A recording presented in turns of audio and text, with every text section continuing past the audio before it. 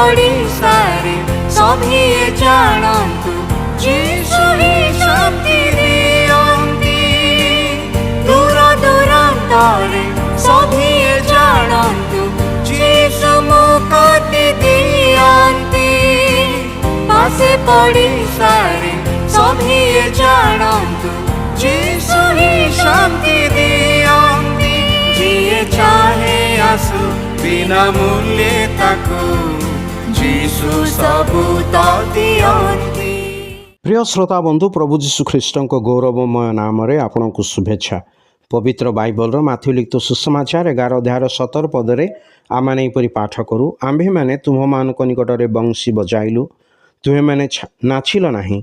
आमे विलाप कलु, तुम्हें मैंने छाती रे मारिहेल नहीं। वर्तमान पुरुष से परी ईश्वरंकर वाक्यर ज्ञान समस्त हृदय अच्छी, कारण ईश्वर ताहा से प्रकाश करिअछन्ति।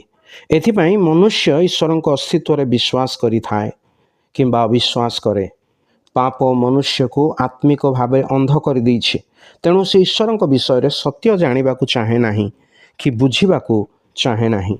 प्रभु जीशु ख्रीष्ट क्रूसीय मृत्यु बलिदान द्वारा ईश्वर मनुष्यर पापरु मुक्ति पाइबार पथ प्रस्तुत करिअछन्ति। मुक्तिर पथ उपलब्ध कराइअछन्ति। एही पथरे चलिबार सौभाग्य देइअछन्ति।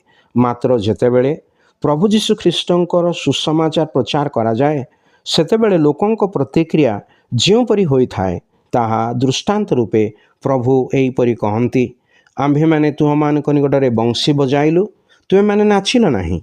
आम्भे माने विलाप कलु, तुमे माने छाती रे मारी हेल नाही। यार अर्थ, जोठारे आमे हाँ कहबू सेतेबेले तुमे ना कहब, जेतेबेले आमे ना कहबू सेतेबेले तुमे हाँ कहब। ईश्वरंकर वाक्य जेतेबेले आपणक पाखरे पहुँचे, आपण ताहा अस्वीकार करिवे। ईश्वर आपणा प्रेम तो प्रभु जीशु ख्रीष्टंक क्रूसीय मृत्यु द्वारा प्रकाश करिअछन्ति। एथिरे विश्वास द्वारा प्रत्येक व्यक्ति को ईश्वर परित्राण दियन्ति। आपण विश्वास करी सेई परित्राण प्राप्त हवा निमन्ते ईश्वरक निकटरे आपणक पई आमर ए प्रार्थना।